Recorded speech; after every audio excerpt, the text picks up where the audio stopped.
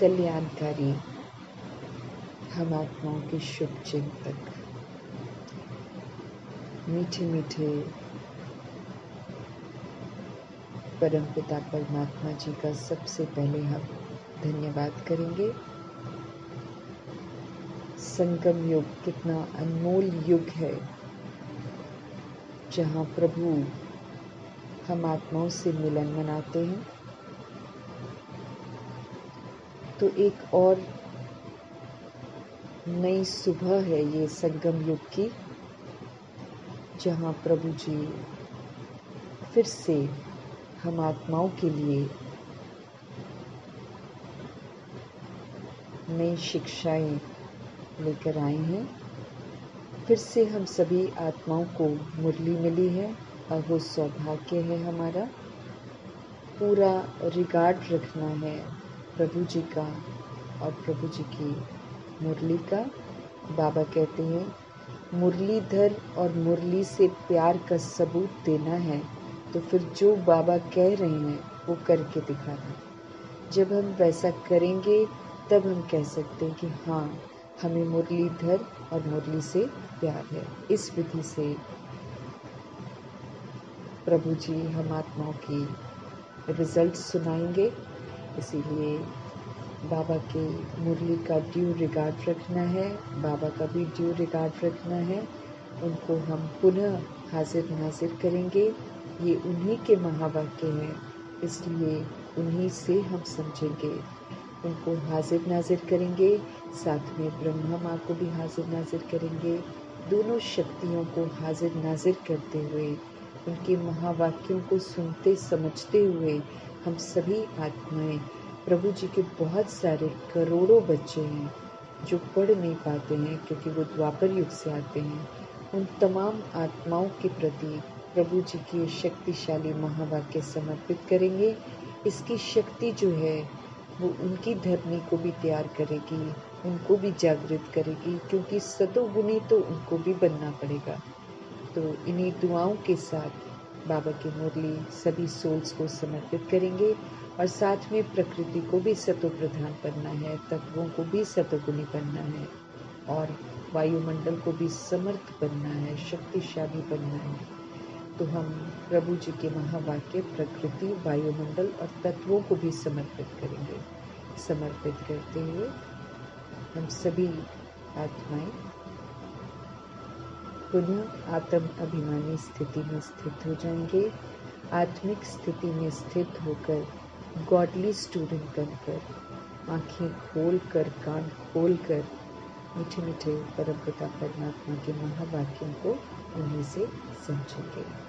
देखते हैं आज हमारे मीठे मीठे बाबा हम आत्माओं को किस विधि से मीठा बनाते हैं। मीठे बाबा बोले, मीठे बच्चे, ये राज सभी को सुनो कि आबू जो है वो सबसे बड़ा तीर्थ है। स्वयं भगवान ने यहाँ से सभी की सद्गति की है। यूनिवर्स में मौजूद हर आत्मा परमपिता परमात्मा की संतान है, इसलिए हर आत्मा का हक है जानने का कि ड्रामा का राज क्या है, भगवान कौन है, हम सब कौन है। ये हर किसी का हक है। इसलिए मीठे मीठे परमात्मा हम आत्माओं को समझते रहें कि मीठे बच्चे, ये जो राज है, ये जो सीक्रेट है, सभी को सुनाओ। ये जो आबू है, ये जो अरावली के पर्वत हैं, ये सबसे बड़ा तीर्थ है ना। माउंट आबू सबसे बड़ा तीर्थ है। आबू हमारे अब्बा का आने का स्थान है। ये सबसे बड़ा तीर्थ है। स्वयं भगवान ने यहाँ से सभी आत्माओं की सद्गति की है। प्रश्न है आज का, कौन सी एक बात मनुष्य अगर समझ जाए तो यहाँ तो भीड़ लग जाएगी? उत्तर है, मुख्य बात समझ लें कि बाप ने जो राजयोग सिखाया था वो अभी फिर से सिखा रहे हैं। वो सर्वव्यापी नहीं है। बाप इस समय आबू में आकर विश्व में शांति स्थापन कर रहे हैं। उसका जड़ यादगार जो है दिलवाड़ा मंदिर भी है। आदि देव यहाँ चैतन्य में बैठे हैं संगम में। ये चैतन्य दिलवाड़ा मंदिर है। वो तो जड़ है ना। वो मूर्तियां जो बनी हुई हैं वो कुछ बोल नहीं रही हैं, लेकिन जैसा पुरुषार्थ अभी करते हैं राजयोगी बनकर जो बाबा ने सिखाया है उसी का यादगार है। वहाँ तपस्या कर रहे हैं, दृष्टि दे रहे हैं, और वो फिर उसकी जो प्रारब्ध है वो स्वर्ग मिलता है, उसको ऊपर दिखाया हुआ है। मन समझ से भगवान की दी हुई समझ से जब हम दिलवाड़ा टेम्पल को देखते हैं तो वो अभी का यादगार है।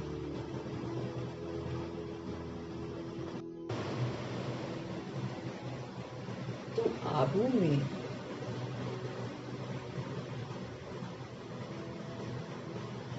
चैतन्य दिलवाड़ा मंदिर है। आत्माएं राजयोग सीखकर राजयोगी बनकर पाठ बजा रही है। ये अभी चैतन्य है, एकदम लिविंग, मतलब शरीर में रहते हुए सोल्स वो कर रही हैं जिसका जड़ यादगार दिलवाड़ा टेम्पल में बना है। वो जड़ यादगार बना है पिछले राजयोगी का यादगार है, मतलब पिछले बार 5000 वर्ष पहले जो कल्प पहले आत्माएं राजयोगी बनी थी, तपस्वी बनी थी, महावीर और महावीरनी बनी थे, वो उसका यादगार है। तो एक तरफ बाबा यादगार भी दिखा रहे हैं जो पहले बने थे उसका यादगार, और एक तरफ दोबारा बना भी रहे हैं। तो आदि देव ब्रह्मा जी चैतन्य में बैठे हैं संगम युग में। ये आबू जो है, आबू में जो अभी तप चल रहा है, जो आत्माएं राजयोगी बनकर पाठ बजा रही हैं, ये चैतन्य दिलवाड़ा टेम्पल है। आत्माएं शरीर में है। अगर ये बात समझ ले दुनिया वाले तो आबू की महिमा हो जाए और यहाँ तो भीड़ लग जाए। आबू का नाम बाला हो गया तो यहाँ फिर बहुत आत्माएं आएंगी। तो मनुष्यों को समझ में आने की देर है, बस बाबा कहते हैं। अगर समझ में आ जाए तो यहाँ पर भीड़ लग जाए। तो मेन बात समझने की है कि भगवान ने जो राजयोग सिखाया था वो राजयोग अभी भगवान फिर से सिखा रहे हैं। अगर लोगों को समझ में आ जाए कि भगवान सर्वव्यापी नहीं है, बाप इस समय आबू में आकर विश्व में शांति स्थापन कर रहे हैं। उसी का जड़ यादगार जो है दिलवाड़ा मंदिर भी है। आदि देव अभी चैतन्य में बैठे हैं। ये चैतन्य दिलवाड़ा मंदिर है। वो तो पुराना यादगार है, पुराने में जो बने थे। अगर ये बात समझ ले दुनिया वाले तो आबू की तो महिमा हो जाए और यहाँ तो भीड़ लग जाए। आबू का नाम बाला हो गया तो बाबा कहते फिर यहाँ बहुत सारी सोल्स आएंगी। ओम शांति। बच्चों को योग सिखाया, बाबा ने बच्चों को योग सिखाया, और सब जगह सब आप पे ही सीखते हैं, लेकिन यहाँ पर शिव पिता परमात्मा खुद सिखाते हैं। सिखलाने वाला वहाँ पर बाप नहीं होता। जहाँ दुनिया में योग सिखाते हैं ना, वहाँ पर शिव बाबा नहीं होते हैं, वो बाबा ने नहीं सिखाया। सिखलाने वाला वहाँ पर बाप नहीं होता, एक दो को आप पे ही योग सिखलाते रहते हैं। यहाँ तो सत्य परमपिता परमात्मा, हम आत्माओं के पिता, बैठकर सिखलाते हैं अपने बच्चों को, जो उनके बच्चे बनते हैं, जो उनको पहचान जाते हैं, उनको बाबा सिखलाते हैं। रात दिन का फर्क है, वहाँ तो बहुत मित्र संबंधी आदि याद आते रहते हैं, इतना याद नहीं कर सकते। अपने अपने स्थानों में जहाँ सोल्स रहती हैं, तो वो तो फिर डिफरेंट टाइप की दुनिया हो जाती है ना। तो बाबा कहे वहाँ पर तो फिर मित्र संबंधी याद आते रहते हैं, इतना याद नहीं कर सकते जितना आबू में कर सकते हैं। इसलिए देही अभिमानी बहुत मुश्किल बनते हैं। बार बार देखो उसी परिवार में रहते हैं जिनको हम जानते होते हैं ना, तो उसमें आत्मा बनकर आत्मा को देखना, उसमें मेहनत लगती है। इसलिए बाबा कहते हैं फ्रेंड्स रिलेटिव्स, जो जिनको फ्रेंड के रूप में देखा हुआ है, रिलेटिव्स के रूप में देखा हुआ है, वही याद आते रहते हैं, इतना प्रभु को याद नहीं कर सकते। इसलिए बाबा कहते हैं क्योंकि प्रभु को याद नहीं कर सकते, इसलिए देही अभिमानी भी बहुत मुश्किल बनते हैं। देह का भान मिट जाए, देह का अभिमान मिट जाए, ये मुश्किल होता है। यहाँ तो आबू में तो देही अभिमानी तुमको बहुत जल्दी बनना चाहिए। आबू की धरती जहाँ पर तप कर रखा है, ब्रह्मा जी ने, मातेश्वरी ने, सबने देही अभिमानी वाला तप कर रखा है। तो बाबा कहते हैं यहाँ तो देही अभिमानी तुमको बहुत जल्दी बनना चाहिए, परंतु बहुत है जिनको कुछ भी पता ही नहीं है, वो चले जाते हैं आबू, लेकिन ये नहीं हम समझते। जैसे हम लोग भी शुरू में जाते हैं तो हमको ये बात थोड़ी समझ में आती है अच्छे से कि आत्मा है, आत्मा बनकर सबको देखना है, अपने स्वधर्म में रहकर पाठ बजाना है ना? और प्रभाव मुक्त रहना है, स्वराज्य अधिकारी बनना है, ऐसा थोड़ी हमको समझ में आता था पहले। इसलिए बाबा कहते हैं यहाँ तो देही अभिमानी बहुत जल्दी बन जाना चाहिए, परंतु बहुत है, बाबा कहते हैं, जिनको कुछ भी पता ही नहीं है। शिव बाबा हमारी सर्विस कर रहे हैं, हमको कहते हैं बार बार अपने को आत्मा समझ पाप को याद करो, तभी याद कर पाएंगे ना, और तभी हमको बाबा से बल मिलेगा। तो बाबा हमको बार बार समझाते हैं कि अपने को आप आत्मा समझो और बाप को याद करो। जो बाप इसमें विराजमान है, यानी कि ब्रह्मा जी में जो विराजमान है, यहाँ विराजमान है, उनको याद करना पड़ता है, ब्रह्मा जी को नहीं, लेकिन ब्रह्मा जी के तन का आधार लेने वाले निराकार परमपिता परमात्मा जी को याद करना पड़ता है। बहुत बच्चे हैं जिनको ये निश्चय ही नहीं है कि शिव बाबा ब्रह्मा तन के द्वारा हमको सिखला रहे हैं। अब जो बाबा को दिखाई दे रहा है, बाबा हमको बता रहे हैं। बहुत बच्चे हैं जिनको ये निश्चय ही नहीं है कि शिव बाबा ब्रह्मा तन के द्वारा हमको सिखला रहे हैं। जैसे और लोग कहते हैं ना, हम कैसे निश्चय करें, ऐसे यहाँ भी है। बाबा के घर में भी बच्चे हैं, जैसे बाहर के लोग कहते हैं ना कि हम कैसे इस बात पर निश्चय करें, ऐसे प्रभु के घर में प्रभु के बच्चे भी हैं जिन्हें निश्चय नहीं है। अगर पूरा निश्चय होता तो बहुत प्यार से बाप को याद करते करते, अपने में बल भरते, बहुत सर्विस करते, क्योंकि सारे विश्व को पावन बनाना है ना। अगर बाबा कहते, अगर प्रभु में हमको पूरा निश्चय होता है तो निशानी क्या है, फिर बहुत प्यार से बाप को याद करते करते, अपने में बल भरते जाते, बहुत सर्विस करते, क्योंकि सारे विश्व को पावन बनाना है, हमारा कर्तव्य है। हम जितना पावन बनेंगे उतना ही हम पावन बनने के वाइब्रेशंस फैला सकेंगे। योग में भी कमी है तो ज्ञान में भी कमी है। निश्चय भी नहीं है भगवान में, जो जिसको अब ब्रह्मा जी को निश्चय था तो फिदा हो गए ना, मम्मा को निश्चय था, फिदा हो गई। मरजीवा बन गए। इसलिए मरजीवा जब तक नहीं बने, माने जब तक प्रभु को जाना नहीं है तब तक मरजीवा बनेंगे नहीं, और जब तक मरजीवा बने नहीं है तब तक हम ईश्वरीय मर्यादाओं पर चलेंगे नहीं। तो बाबा स्पष्ट कर रहे हैं, अगर पूरा निश्चय होता तो बहुत प्यार से बाप को याद करते करते अपने में बल भरते, फिर बहुत सर्विस करते। क्यों? क्योंकि सारे विश्व को पावन बनाना है ना। बाबा कह रहे हैं योग में भी कमी है तो ज्ञान में भी कमी है। ज्ञान भी पूरा नहीं समझ रहे हैं और योग तो उसमें भी कमी है, क्योंकि जब तक योग लगाएंगे नहीं बाबा से शक्ति मिलेगी नहीं, और बाबा से शक्ति मिलेगी नहीं हम कुछ कर पाएंगे ही नहीं, पवित्र बनेंगे ही नहीं, मेरे विक्रम भस्म होंगे ही नहीं जो हमने 63 जन्म कर रखे हैं।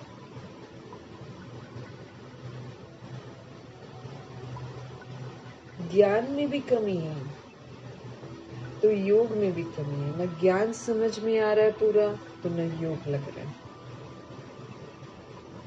सुनते तो हैं, बाबा कहते हैं मुरली तो हम सभी सुनते हैं, बाबा कहते सुनते तो हैं परंतु धारणा नहीं होती है। जो बाबा कह रहे हैं वो हम करते नहीं हैं, ये बाबा को शिकायत है। धारणा अगर हो जाए तो फिर औरों को भी कराएं। अगर खुद धारण करें तब तो दूसरों को भी कराएं ना। बाबा ने समझाया था, वे लोग कॉन्फ्रेंस आदि करते रहते हैं, विश्व में शांति चाहते हैं, परंतु विश्व में शांति कब थी और किस प्रकार हुई थी वो तो कोई नहीं जानता। अपने अपने तरीके से कोशिश करते हैं और कहीं भी शांति का नाम निशान नहीं है। मनुष्य मत कर ही नहीं सकती है ना ये काम, इसलिए अपनी तरफ से कॉन्फ्रेंस करते रहते हैं, विश्व में शांति चाहते हैं, लेकिन विश्व में शांति कब थी और किस प्रकार हुई थी ये कुछ भी नहीं जानते। किस प्रकार की शांति थी वही चाहिए ना, ये तो तुम बच्चे ही जानते हो। विश्व में सुख शांति की स्थापना अभी हो रही है। कौन कर रहे हैं? शिव बाबा। बाप आए हुए हैं। कैसे ये दिलवाड़ा मंदिर है, आदि देव भी है और ऊपर में विश्व में शांति का नजारा भी है। कहाँ भी कॉन्फ्रेंस आदि में तुमको बुलाते हैं ना तो तुम पूछो विश्व में शांति किस प्रकार की चाहिए। इन लक्ष्मी नारायण के राज्य में विश्व में शांति थी, वो तो दिलवाड़ा मंदिर में पूरा यादगार बना हुआ है। विश्व में शांति का सैंपल तो चाहिए ना। लक्ष्मी नारायण के चित्र से भी समझते नहीं है, पत्थर बुद्धि है वो, तो उन्हों को बताना चाहिए कि हम बता सकते हैं विश्व में शांति का सैंपल। एक तो ये लक्ष्मी नारायण है और फिर इन्हों की राजधानी भी देखना चाहते हो तो वो भी दिलवाड़ा मंदिर में चलकर देखो। मॉडल ही दिखाया जाएगा ना, वो चलकर आप उन्हें देखो। मंदिर बनाने वाले खुद ही नहीं जानते हैं जिन्होंने ही बैठकर ये यादगार बनाया है ना। अब जब भी जनक दादी ने बनवाया होगा तो उनको थोड़ी मालूम था, वो तो बाबा ने समझ दी है।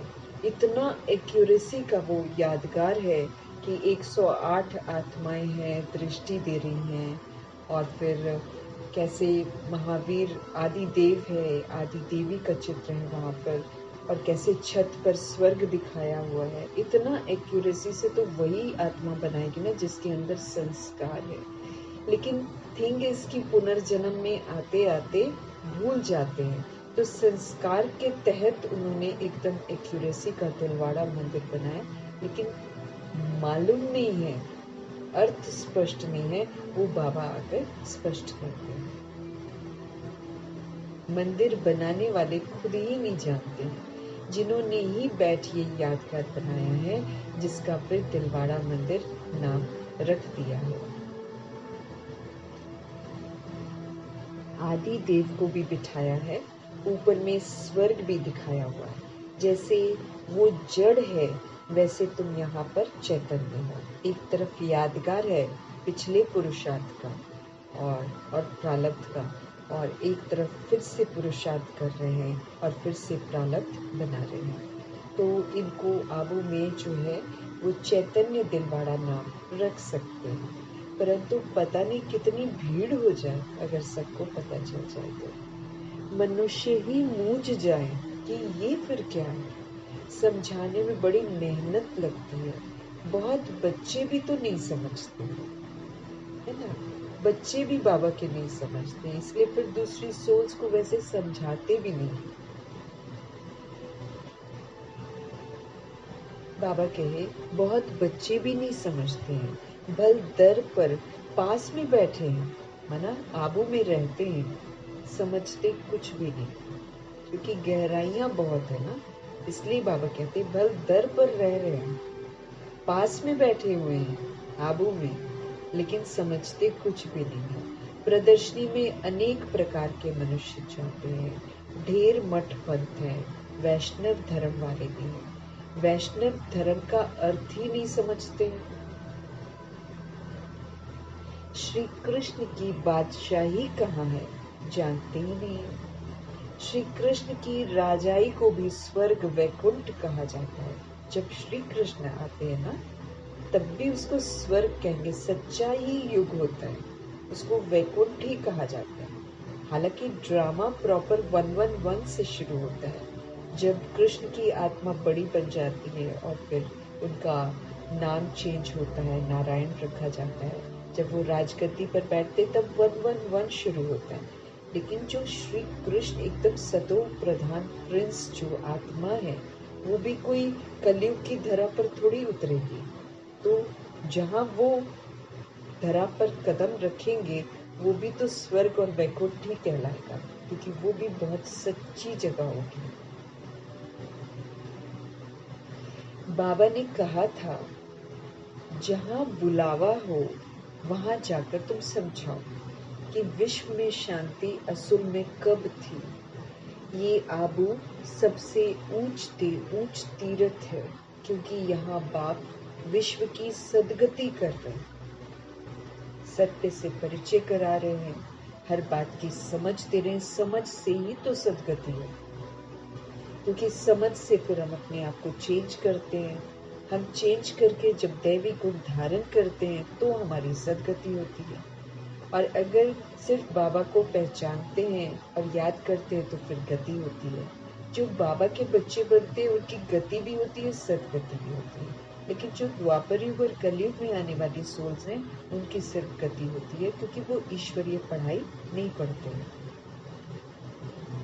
पर हाँ, प्रभु का परिचय प्राप्त होता है तो याद जरूर करते हैं। उस याद से फिर उनकी गति होती है। वो हमारे परिवर्तन के ऊपर पूरा डिपेंडेंट है। हमारा परिवर्तन उनको परिवर्तन कर देगा। तो आबू जो है ऊंचे पे ऊंचा तीर्थ है, क्योंकि यहाँ पर बाप विश्व की सदगति कर रहे हैं। आबू पहाड़ी पर उनका सैंपल देखना हो तो चल कर दिलवाड़ा मंदिर देखो, ये उनको बोलना है।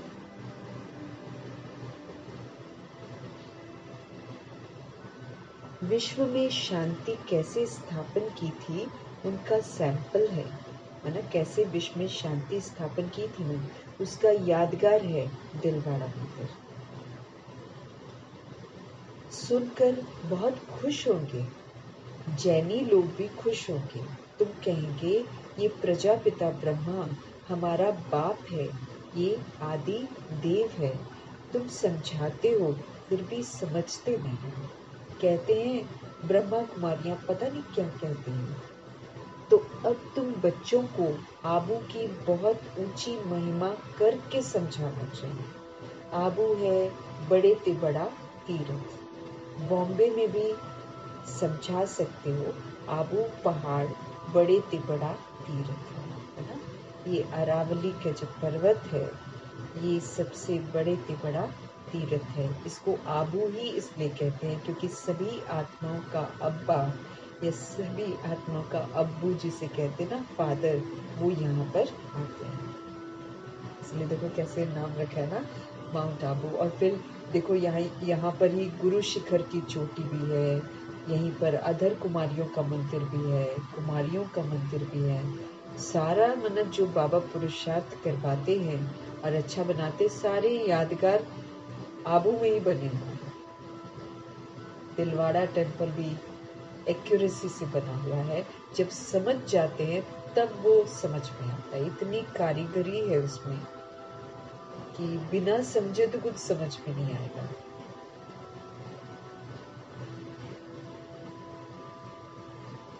आबू पहाड़ बड़ा तीर्थ है, क्योंकि परमपिता परमात्मा ने आबू में आकर स्वर्ग की स्थापना की। कैसे स्वर्ग की रचना रची है, वो स्वर्ग का और आदि देव का मॉडल सब आबू में ही है, जिसको कोई भी मनुष्य समझते नहीं है। हम अब जानते हैं, तुम नहीं जानते हो, इसलिए हम तुमको समझाते हैं। पहले हमको भी नहीं मालूम था, हमको भी अभी समझ मिली है। अब हम जानते हैं और आप नहीं जानते हो, इसलिए हम आपको समझाते हैं, इस विधि से उनको बताना है। पहले तो तुम पूछो कि विश्व में शांति किस प्रकार की चाहते हो। कभी देखा है क्या शांति होती क्या है? विश्व में शांति तो लक्ष्मी नारायण के राज्य में थी। एक ही आदि सनातन देवी देवता धर्म था, इनकी डिनेस्टी का राज्य था। चलो तो इन्हों की राजधानी का मॉडल आबू में तुमको दिखाएं। ऐसे करके आत्माओं को बोलते हैं। ये तो है ही पुरानी पतित दुनिया, नई दुनिया तो इसको बोलेंगे नहीं, पुरानी भी है और पतित भी है। नई दुनिया का मॉडल तो यहाँ है। नई दुनिया अब स्थापन हो रही है। नई दुनिया का मॉडल दिलवाड़ा टेम्पल में है, और अगर चैतन्य देखना है तो ऑफ कोर्स आबू है।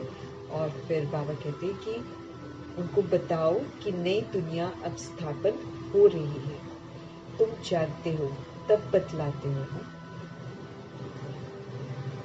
सभी तो नहीं जानते हैं और न बतलाते हैं, न समझ में ही आता है। बात है बहुत सहज। ऊपर में स्वर्ग की राजधानी खड़ी है। दिलवाड़ा टेम्पल में देखेंगे तो छत जो है ना, ऊपर का पोर्शन, उसमें स्वर्ग को दिखाया है। स्वर्ग की राजधानी खड़ी है और नीचे में आदिदेव बैठा है, जिसको एडम भी कहते हैं।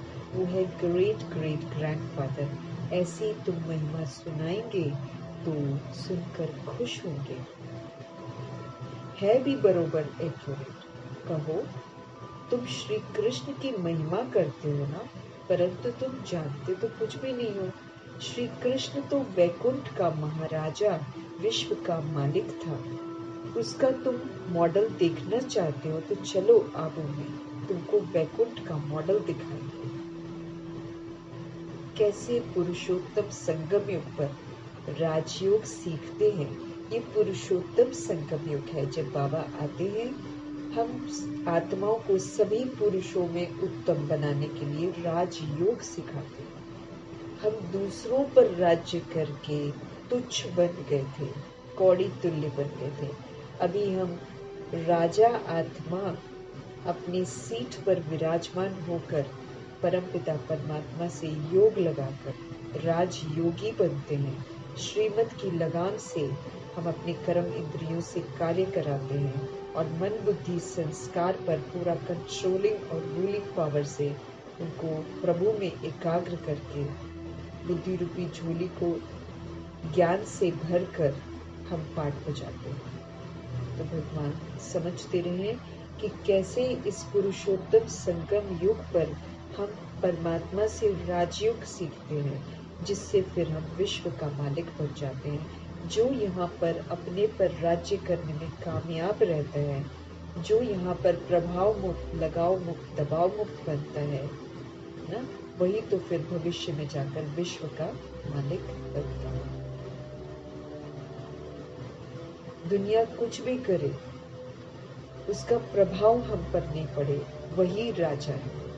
थोड़ा भी हमको प्रभाव पड़ता है तो फिर हम प्रजा में चले जाते हैं। राजा आत्मा। इसीलिए ब्रह्मा जी की लाइफ को देखो, कितना कुछ उनकी लाइफ में हुआ, लेकिन वो कभी भी प्रभाव में नहीं आते थे, इसलिए वो विश्व महाराजन बनते हैं। उसी को बोलते हैं राजयोगी। अब दादियों को टाइटल मिला है ना, राजयोगिनी कहते हैं ना, क्योंकि वो लोग बाप समान बने हैं। तो ऐसे पुरुषोत्तम संगम युग पर भगवान खुद आकर राजयोग सिखाते हैं और हम सब सीखते हैं, जिससे फिर विश्व का मालिक बनते हैं। वो भी मॉडल दिखावे, संगम युग की तपस्या भी दिखावे, क्योंकि उसमें तपस्या भी दिखाई हुई है। दिलवाड़ा टेम्पल में तपस्या करते हुए दिखाया है। संगम युग की तपस्या भी दिखाएं, प्रैक्टिकल जो हुआ था ना उनका यादगार दिखाते हैं। चलो तो सही है ना। शिव बाबा जिसने लक्ष्मी नारायण का राज्य स्थापन किया है, उनका भी वहां पर चलो। अम्बा का भी मंदिर है। अम्बा को कोई 10-20 भुजाएं नहीं है, भुजाएं तो 2 ही होती हैं। तुम आओ तो तुमको हम दिखाएं। वैकुंठ भी आबू में दिखाएं। आबू में ही बाप ने आकर सारे विश्व को हेवन बनाया है, सदगति दी है सबको। आबू सबसे बड़ा तीर्थ है। सब धर्म वालों की सदगति करने वाला तो एक ही बाप है। अब देह के भान में तो हिंदू मुस्लिम सिख बन गए, लेकिन असल में तो हम आत्माएं हैं। हमारा धर्म पवित्रता है। तो सभी धर्म वालों की सदगति जो है वो शिव बाबा आकर करते हैं। उनका यादगार चलो तो आपको आबू में दिखाएंगे। आबू की तो तुम बहुत महिमा कर सकते हो, तुमको सब यादगार दिखाएं। क्रिश्चियन लोग भी जानना चाहते हैं प्राचीन भारत का राजयोग किसने सिखाया, क्या चीज थी। बोलो, चलो आबू में दिखाते हैं कि प्राचीन भारत का जो राजयोग है ना, किसने सिखाया और वो उसका अर्थ क्या है, कैसे होता है राजयोग। चलो, अगर आप बोलो तो चलो आबू में दिखाएं। वैकुंठ भी पूरा एक्यूरेट बनाया हुआ है ऊपर छत में। दिलवाड़ा टेम्पल में वैकुंठ भी बड़ा एक्यूरेसी से बनाया है ऊपर छत में। हाँ, तुम ऐसा नहीं बना सकते हो, तो ये अच्छी रीति उनको बताते हैं। टूरिस्ट धक्का खाते हैं, वो भी आकर समझे। बहुत सारे टूरिस्ट जाते हैं ना देखने, बस यूं ही देख कर आ जाते, कुछ पल्ले तो पड़ता नहीं। बाबा कहे वो भी धक्का खाते रहते हैं, वो भी आकर समझे। तुम्हारा आबू का नाम बाला हो गया तो बहुत आएंगे, आबू बहुत मशहूर हो जाएगा। जब कोई पूछते हैं ना कि विश्व में शांति कैसे हो, सम्मेलन आदि में निमंत्रण देते हैं ना, तो उनसे पूछना चाहिए विश्व में शांति कब थी, जानते हो? विश्व में शांति कैसे थी, चलो हम समझाएं, मॉडल्स आदि आपको दिखाएं। ऐसा मॉडल और कहाँ भी नहीं है, दिलवाड़ा टेम्पल जैसा मॉडल कहीं भी नहीं। आबू ही सबसे बड़ा ऊंचे ऊंचा तीर्थ है, जिसमें बाप ने आकर विश्व में शांति और सभी को सदगति दी है। ये बातें और कोई भी नहीं जानते हैं।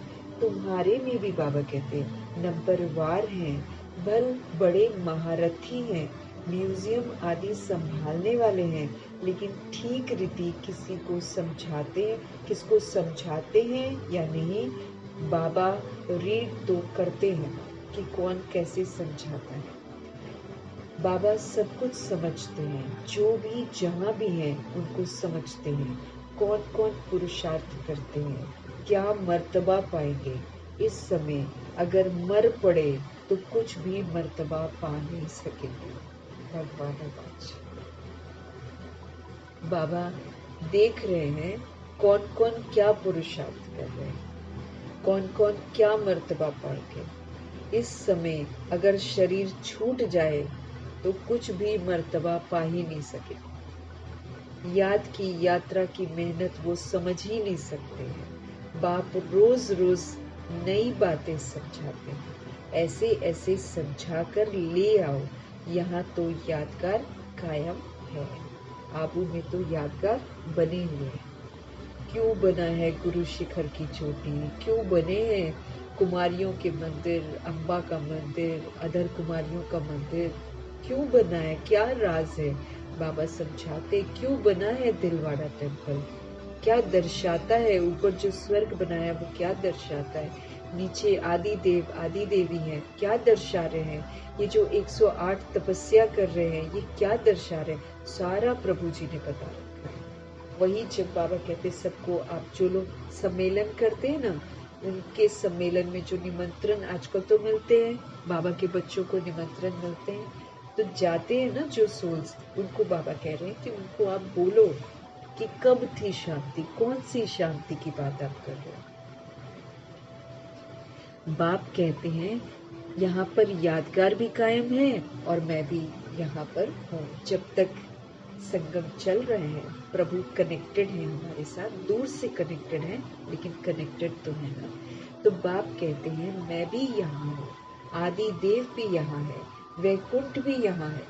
आबू की तो बहुत भारी महिमा हो जाएगी, आबू पता नहीं क्या हो जाएगा।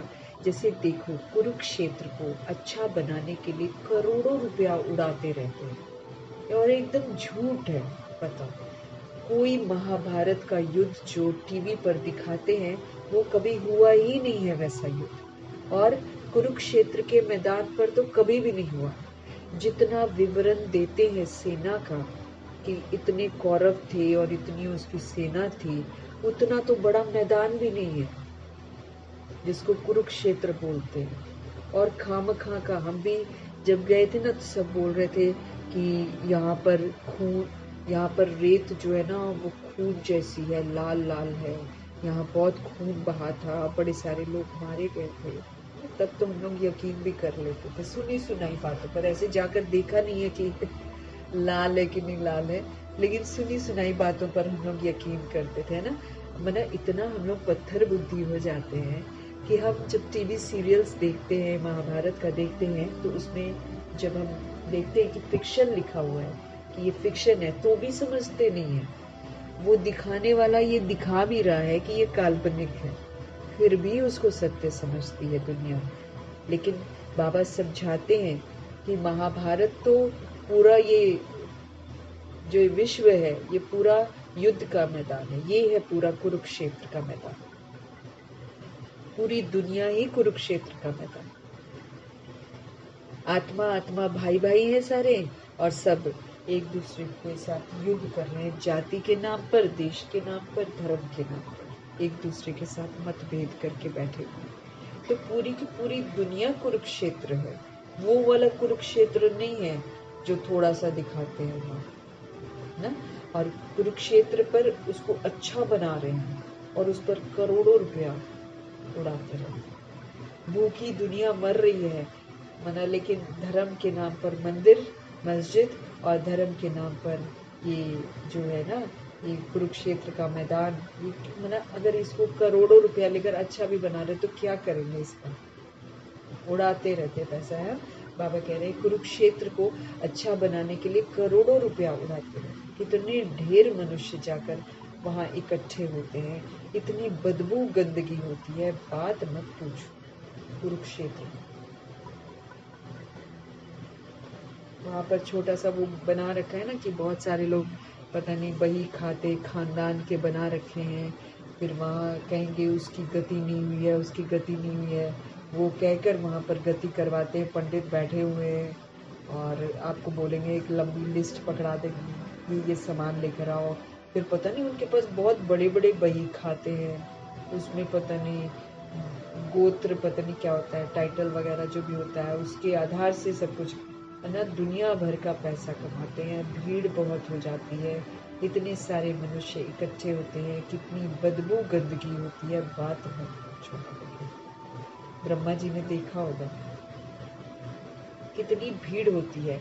समाचार आया था कि भजन मंडली की एक बस नदी में भी डूब गई। ये सब दुख है ना, अकाले मृत्यु होती रहती है। अब कई लोग हैं जो तीर्थों पर जाते हैं, अब न जाने किस मनसा से जाते हैं, क्या हिसाब किताब है कि सारे के सारे जो बसों में बैठे होते हैं वो पूरी की पूरी बस ही नदी में गिर जाती। कई जगह ये हादसे होते हैं और फिर मर जाते हैं।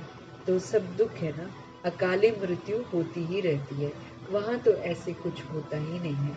ये सब बातें तुम समझ सकते हो। बातचीत करने वाला बड़ा सेंसिबल चाहिए। बाप ज्ञान का पंप कर रहे हैं, बुद्धि में बिठा रहे हैं।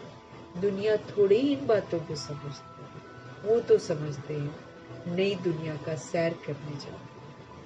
इधर उधर घूमने जाएंगे ना तो सोचेंगे सैर करने जाएंगे। बाप कहते हैं ये दुनिया तो अब पुरानी हो गई, इसी को नया समझते हैं कई लोग। घूमने जाएंगे, वहाँ घूमने जाएंगे, ये जगह बहुत अच्छी है, वो जगह बहुत अच्छी है। बाबा बताते ये तो पुरानी दुनिया है।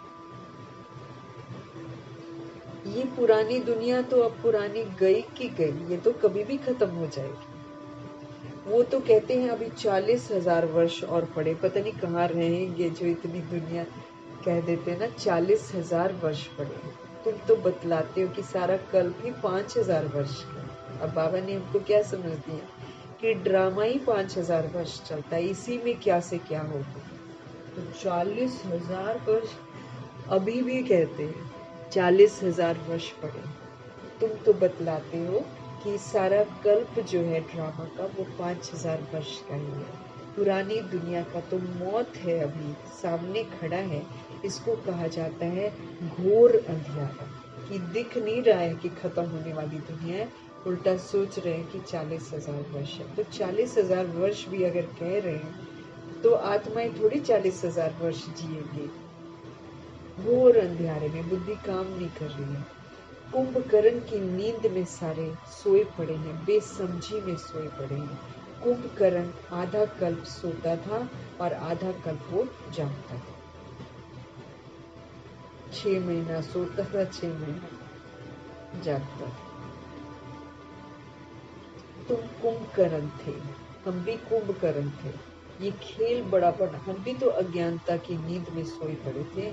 जो दुनिया कह रही है हाँ यही है, यही है, और वही सुनाया भी करते होंगे, है ना। हम लोग भी इधर उधर छोटे छोटे बच्चे जो शरीर में आते हैं उनको भी तो झूठ खंड की झूठी बातें सिखाते हैं।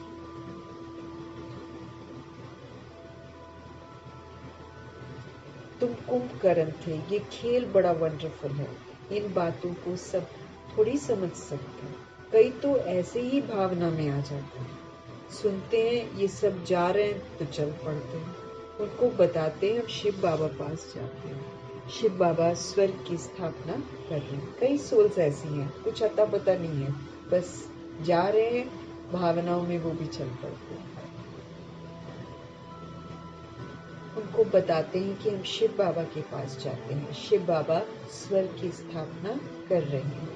उस बेहद के बाप को याद करने से फिर बेहद का वर्षा मिलता है। अगर हम उनको याद करते हैं तो ही बेहद का वर्षा मिलता है, ऐसे नहीं मिलता। कल भी हम लोगों ने समझा था ना, जब तक पूरा मर्जीवा नहीं बने हैं, बाबा कहते मैं अपना मुक्ति और जीवन मुक्ति का जो वर्षा है वो नहीं देता। जो पूरा मरते हैं, जो बलि चढ़ जाते हैं, जो फिर पुरानी चाल चलन, पुराना आहार विहार, उठना बैठना खाना पीना, इसमें जो पूरा चेंज ले आते हैं, जो ईश्वरीय मर्यादाओं के अंदर रहते हैं, सिर्फ उन्हीं को मुक्ति जीवन मुक्ति का वर्षा देते हैं। बाकी तो सजा खाते हैं और थोड़ा बहुत जैसे 2 रोटी मिल जाती है सतयुग या त्रेता युग की, उस हिसाब से प्राप्ति करें। तो अगर पूरा वर्षा चाहिए तो बाबा कहते पूरा बलि चढ़ो, मर जीवा बच जाओ, पुराना पद फिर खत्म।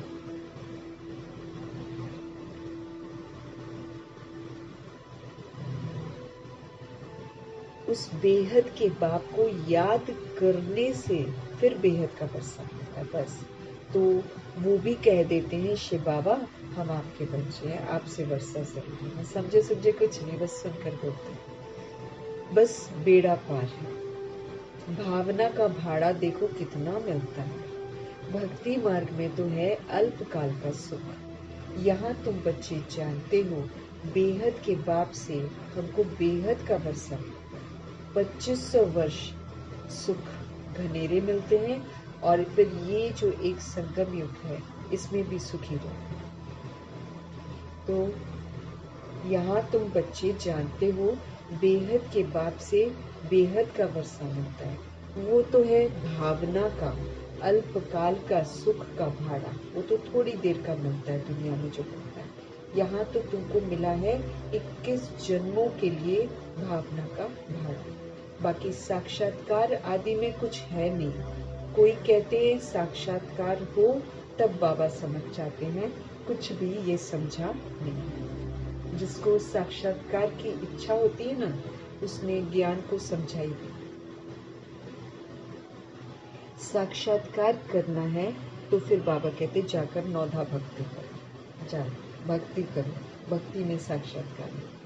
उससे मिलता कुछ भी नहीं। करके दूसरे जन्म में कुछ अच्छा बन पड़ेगा, अच्छा भगत होगा तो अच्छा जन्म मिल जाएगा। ये तो बात ही यहाँ पर न्यारी है। ये पुरानी दुनिया बदल रही है। बाप है ही दुनिया बदलने वाला। यादगार खड़ा है ना, बहुत पुराना मंदिर है। कुछ टूटता करता है तो फिर मरम्मत कराते रहते हैं। दिलवाड़ा टेम्पल।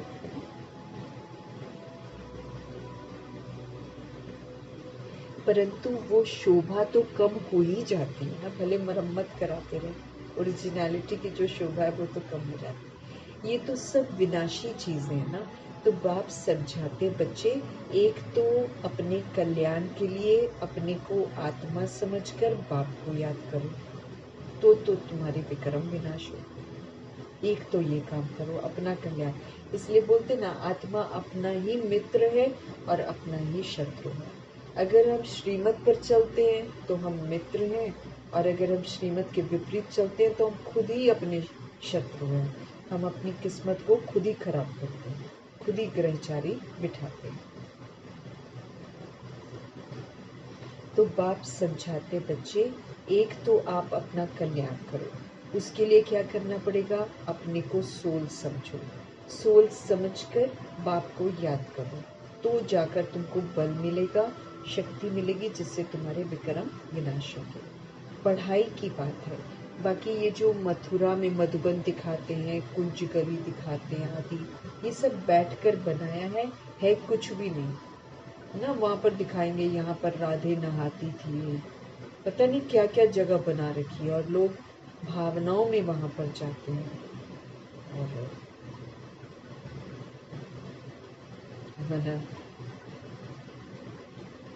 मधुबन, मथुरा में मधुबन बना रखा है, फिर कुंज गली भी बना रखी है, सब ऐसे ही बैठ कर बना रखा है। बाबा कहते हैं कुछ भी नहीं। ना तो कोई गोप गोपियों का खेल है।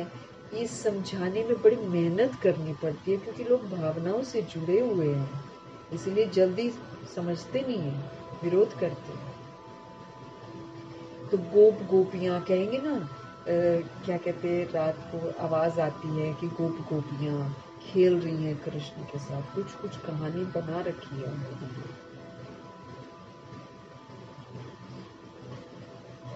और बहुत सारी चीजें जहाँ पर झूठ है ना, तो बोलेंगे यहाँ पर आना नहीं चाहिए, यहाँ पर देखना नहीं चाहिए, ऐसे ऐसे करके कुछ कुछ कहानी बना देते। तो कृष्ण जब आते हैं, जब धरती पर कृष्ण आते हैं, तब भी उनके साथ गोप गोपियों वाला खेल थोड़ी चलता है। जैसा उनके बारे में कहानी बता दी है कि वो ऐसे खेलते थे, वो गवाला थे, गाय चराते थे, माखन चोरी करते थे, गोपियों के साथ खेलते थे, कपड़े चुरा लेते थे। ऐसे थोड़ी करते हैं कृष्ण जी। वो तो इतना खूबसूरत प्योर सतो प्रधान प्रिंस है कि जब वो अभी धरती पर उतरेंगे तो बाबा ने बोला है पूरे वर्ल्ड में प्रकाश हो जाएगा, सबको पता चल जाएगा कृष्ण ने जन्म लिया। वो तो इतना प्योर प्रिंस है। वो तो उनकी आत्मा जो है वो ज्ञान रूपी माखन पूरा जो है ना ग्रहण करती है, हजम करती है। ब्रह्मा की आत्मा, कृष्ण की आत्मा ही तो ब्रह्मा की आत्मा है ना। तो जब संगम युग में वो प्रभु उनका आधार लेते हैं, तब दीवानी होकर आत्माएं जो है प्रभु पर कुर्बान जाती हैं। यहाँ पर गोप गोपियां हैं संगम युग में, प्रभु की गोप गोपियां, और कहा उन्होंने कृष्ण की बनी है। तो यहाँ ब्रह्मा की आत्मा ज्ञान रूपी माखन जो है वो पूरा का पूरा ग्रहण करते हैं। इसलिए उनको यादगार में फिर उनका रूप दिखा देते हैं कृष्ण का।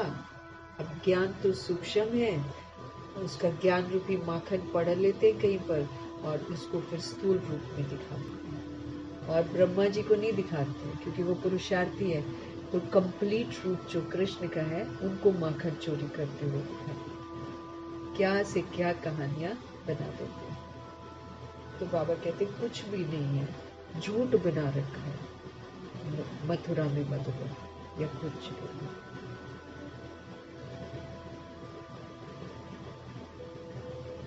कुछ भी नहीं है, ना कोई गोप गोपियों का खेल है। ये समझाने में बड़ी मेहनत करनी पड़ती है, एक एक पॉइंट अच्छी रीति बैठकर बाबा कहते समझाओ। कॉन्फ्रेंस आदि में भी चाहिए योग वाला, क्योंकि जो योग में होगा वही जो बात समझाएगा तो दूसरों को टच होगा, क्योंकि वो परमात्मा की याद टच करवाएगी। इसलिए योग वाला व्यक्ति चाहिए कॉन्फ्रेंस में। तलवार में जौहर नहीं होगा, इसको तीर लगेगा ही नहीं। क्यों योग वाला चाहिए? क्योंकि ज्ञान तलवार में शक्ति ही योग से आती है। क्योंकि ज्ञान तलवार में जब तक शक्ति नहीं होगी किसी को तीर लगेगा ही नहीं, यूं ही सुनकर यूं ही चले जाएंगे। तब बाप भी कहते हैं अभी देरी है, अभी मान ले कि परमात्मा सर्वव्यापी नहीं है तो भीड़ लग जाए, परंतु अभी टाइम नहीं है। एक बात मुख्य समझ जाएं कि राजयोग बाप ने सिखाया था, जो इस समय फिर से सिखला रहे। इसके बदले नाम कृष्ण जी का डाल दिया, जो कि अभी सांवरा है। प्रजापिता ब्रह्मा सांवरे थे ना, कितनी बड़ी भूल है। इससे ही तुम्हारा बेड़ा डूब गया है, क्योंकि भगवान की जगह, निराकार की जगह कृष्ण भगवानुवाच लिख दिया,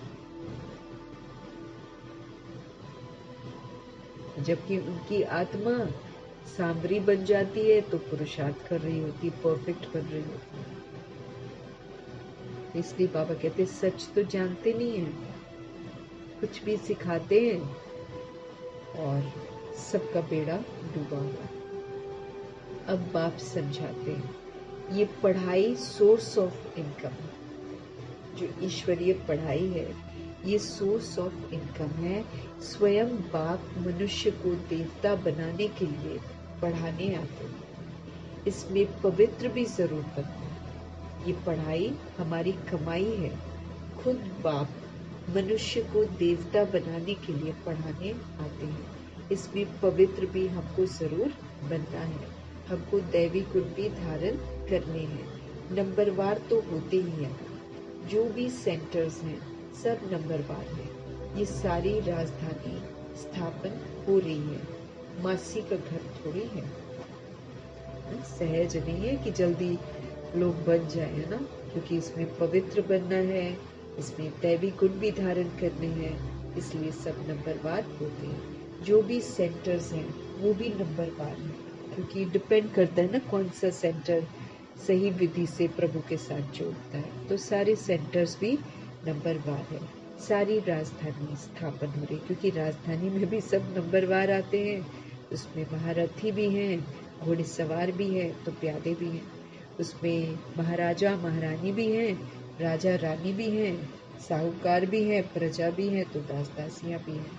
तो इसलिए सब नंबरवार हैं, सब एक जैसे नहीं होते। ये सारी राजधानी अभी स्थापन हो रही है, मासी का घर थोड़ी है कि झट से बोला झट से हो गया। बोलो स्वर्ग कहा जाता है सत्युग को, परंतु वहाँ का राज्य कैसे चलता है, देवताओं का झुंड देखना है। तो चलो आप, हाँ, आज तो बाबा बोल रहे हैं कि जब समझाते हो ना, उनको समझाओ कि स्वर्ग किसको कहते हैं, सत्युग को कहते हैं, परंतु वहाँ का राज्य कैसे चलता है, देवताओं का अगर आप झुंड देखना चाहते हो तो चलो आप लोग। और कोई ऐसी जगह है नहीं जहाँ ऐसे छत में राजाई दिखाई हो। स्वर्ग को छत पर दिखाया हुआ है, जैसे नहीं होता है सीलिंग जो होती है ना, नीचे जो मंदिर बना है उसकी जो सीलिंग है वो वाली छत, आप नीचे खड़े ना, आप ऐसे ऊपर देखेंगे सीलिंग की तरफ तो उसमें स्वर्ग बना है। तो स्वर्ग कहा जाता है सत्युग को, परंतु वहाँ का राज्य कैसे चलता है, देवताओं का झुंड देखना हो तो बाबा कहते हैं उनको बोलो चलो आओ। और कोई ऐसी जगह है ही नहीं दुनिया में जहाँ ऐसे छत में राजाई दिखाई हो। भल अजमेर में स्वर्ग का मॉडल है, परंतु वो और बात है, वो छोटा सा ऐसे ही दिखाया हुआ। ये तो अच्छा कारीगरी जो है ना वो बड़ी सुंदर दिखा रखी है दिलवारा में। यहाँ तो आदि देव भी है ना, सतयुग किसने और कैसे स्थापन किया उसका एक्यूरेट यादगार दिलवाड़ा टेम्पल है। अभी हम चैतन्य दिलवाड़ा नाम लिख नहीं सकते हैं। जब मनुष्य खुद समझ जाएंगे ना तो आप पे ही कहेंगे कि तुम लिखो, अभी नहीं पाओगे। रियलाइजेशन हो सोल्स को और सोल्स कहेंगे आप लिखो, अभी नहीं। अभी तो देखो थोड़ी बात में ही क्या कर देते हैं ना, विरोध करते हैं ना, क्रोधी बहुत होते हैं। दे अभिमान है ना, तो देही अभिमानी तो कोई हो न सके सिवाय तुम बच्चों के। पुरुषार्थ करना है, बाबा कहते हैं ऐसे नहीं कि जो नसीब में होगा। कई सोल्स ऐसे ही करती हैं, जो होगा ना, बाबा ने बोला है ना जो कल पहले हुआ था जो होगा नहीं। ऐसे तो फिर बाबा ने ब्रह्मा जी को बोला था कि तुम नारायण हो, तुम कृष्ण हो, तो वो तो बैठ जाते हाथ पे हाथ धर के, भैया हम तो बन रहे नहीं। पुरुषार्थ उन्होंने पूरा किया। बाबा कहे ऐसे नहीं कि जो नसीब में है वो होगा, पुरुषार्थी जो होगा ना वो ऐसे कभी नहीं कहेगा। वो तो पुरुषार्थ करते रहेंगे, फिर जब फेल होते हैं तब कहते हैं तकदीर में जो। पुरुषार्थी जो होते हैं बाबा कहते हैं वो पूरा पुरुषार्थ करते हैं, लेकिन जब फेल हो जाते हैं ना तब कहते हैं कि भाई जो तकदीर में था वही हो गया। अच्छा, मीठे मीठे सिकिलदे बच्चों प्रति मात पिता बाप दादा का याद प्यार और कुर्बानी। रूहानी बाप की रूहानी बच्चों को नमस्ते। हम रूहानी बच्चों की भी रूहानी बाप को दिल से, जान से, सिक से, प्रेम से, अदब से, रिगार्ड से, तहे दिल से, मोहब्बत से प्रभु जी का धन्यवाद करेंगे और प्रभु जी को प्यार भरी नमस्ते भी करेंगे और उनका हम कहना माने। और मुरलीधर और मुरली से हमको प्यार है इस बात का सबूत भी हम जरूर दें।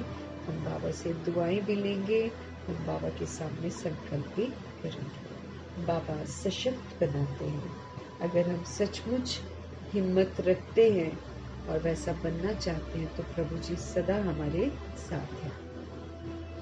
धारणा के लिए मुख्य सार, देही अभिमानी बनने का पूरा पूरा पुरुषार्थ हमको करना है। आत्म अभिमानी बनने का हमको पूरा पूरा पुरुषार्थ करना है। ऐसे कभी नहीं सोचना है कि जो नसीब में होगा। समझदार बनना है, सेंसिबल बनना है, जो बाबा कहते हैं वो करना है। जब हम आत्मा हैं, जब हम सतोगुनी हैं, जब ये सच्चाई है तो बाबा कहते फिर बनो ना देही अभिमानी बनो, मना अपने को आत्मा समझो और फिर आत्मा का जो स्वधर्म है वो स्वधर्म में रहकर पार हो जाओ। देह का धर्म मत यूज करो। ज्ञान सुनकर, जो बाबा हमको ज्ञान सुनाते हैं उसको सुनकर उसे स्वरूप में लाना है, उसको जीवन में धारण करना है। जब जीवन में धारण करेंगे तो वो छिपता नहीं है, वो हमारे स्वरूप में आ जाता है, नेचुरल हो जाता है। याद का जौहर धारण कर फिर सेवा करना है, बाबा की याद में रहकर फिर सेवा करना है। सभी को आबू महान तीर्थ की महिमा सुनानी है। सतगुरु जी का आज का वरदान। एक बाबा शब्द की स्मृति से याद और सेवा में रहने वाले सच्चे योगी, सच्चे सेवाधारी भव। एक बाबा शब्द की स्मृति से याद और सेवा में रहने वाले सच्चे योगी, सच्चे सेवाधारी भव। आप बच्चे मुख से व मन से बार बार बाबा शब्द कहते हो। बच्चे हो तो बाबा शब्द याद आना या फिर सोचना, यही तो योग है। और मुख से बार बार कहना कि बाबा ऐसा कहते हैं, बाबा ने ये कहा, यही तो सेवा है। सभी को प्रभु जी से तो जोड़ना है ना। बाबा कितना सुंदर बता रहे हैं। देखो, आप बच्चे मुख से या मन से बार बार बाबा शब्द कहते हो। बच्चे हो तो बाबा शब्द याद आना या फिर उसको सोचना, यही तो योग है। और मुख से बार बार कहना कि बाबा ऐसा कहते हैं, बाबा ने ये कहा है, यही तो सेवा है। लेकिन इस बाबा शब्द को कोई दिल से कहने वाले हैं, कोई नॉलेज के दिमाग से बोल, कोई तो दिल से बोल। गुलजार दादी जी को देख लो, आधा घंटा की अगर उनकी क्लास होती है, उस क्लास में आप एक बार बैठ करके लो, कितनी बार वो बाबा बोलते हैं। उनका आधा से ज्यादा क्लास में बाबा बाबा यही शब्द होता है। तो वो सेवा करती है ना, बाबा से जोड़ती है। बाबा उसी को सेवा कहते हैं। बाबा ने ये कहा है, बाबा ने ये कहा है। दादी की क्लास में बाबा ने ये कहा, बाबा ने, यही होता था। आप कोई भी क्लास होती सुन लो। लेकिन बाबा कहते हैं कई लोग ये बाबा शब्द बोलते हैं, कोई तो फिर दिल से कहते हैं बाबा, कोई फिर नॉलेज है ना, नॉलेज के आधार से दिमाग से बोलते, दिल से नहीं बोलते। जो दिल से कहते हैं उन्हें दिल में सदा प्रत्यक्ष प्राप्ति, खुशी और शक्ति मिलती है। दिल से कहने वाली सोल को उसी समय खुशी मिलती है, उसी समय शक्ति मिलती है। दिमाग वालों को बोलने के समय खुशी होती है सदा काल के लिए, और जो दिल से बोलते हैं वो सदा काल के लिए खुश रहते हैं।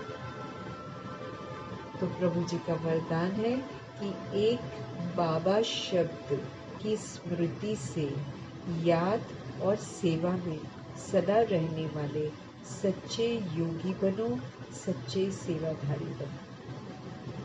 आप बच्चे मुख से या मन से बार बार बाबा शब्द कहते हो। बच्चे हो तो बाबा शब्द याद आना या सोचना, इसी को योग कहते हैं।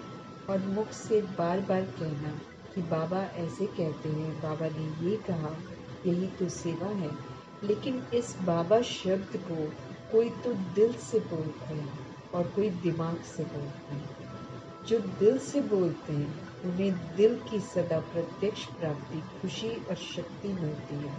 लेकिन जो दिमाग से बोलते हैं, वो जब बाबा शब्द बोलते हैं ना, उस समय खुशी होती है, बस। उसके बाद नहीं, सदा काल की खुशी नहीं मिलती, क्योंकि दिमाग से बोलते हैं ना। स्लोगन है, परमात्मा रूपी क्षमा पर फिदा होने वाले ही तो सच्चे परवाने हैं। जो परमात्मा रूपी क्षमा पर फिदा हो जाते हैं, वही मरजीवा बनते हैं, वही फिर हंस बनते हैं। तो परमात्मा रूपी क्षमा पर फिदा होने वाले, माना उनका पूरा पूरा कहना मानने वाले, उन्हीं को सच्चा परवाना कहा जाता है। वे ही सच्चे परवाने हैं।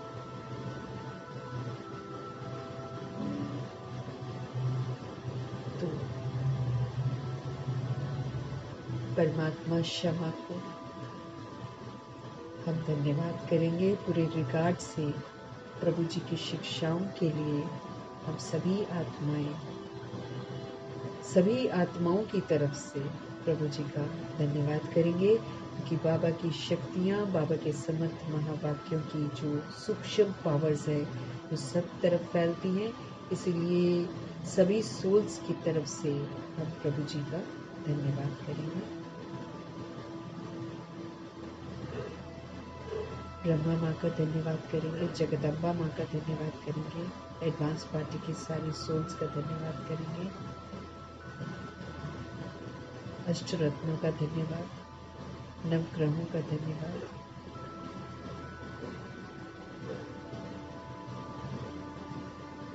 एडवांस पार्टी की सारी सोल्स का धन्यवाद, और फिर 16,108 करोड़ आत्माओं में से जो आत्माएं बच जाती हैं उन सभी आत्माओं को धन्यवाद।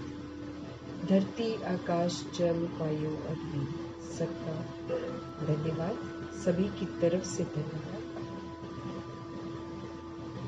ड्रामा का धन्यवाद, प्रकृति का धन्यवाद, माया का धन्यवाद, यमदूत का धन्यवाद। करोड़ों की आबादी द्वापर युग और कलयुग में आने वाली सोल्स का धन्यवाद। साधनों का धन्यवाद, साधन बनाने वालों का धन्यवाद।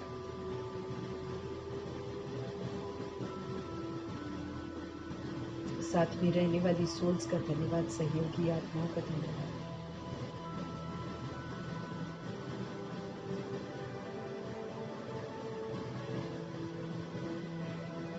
अविनाशी खजानों के लिए प्रभु जी का बहुत धन्यवाद करेंगे।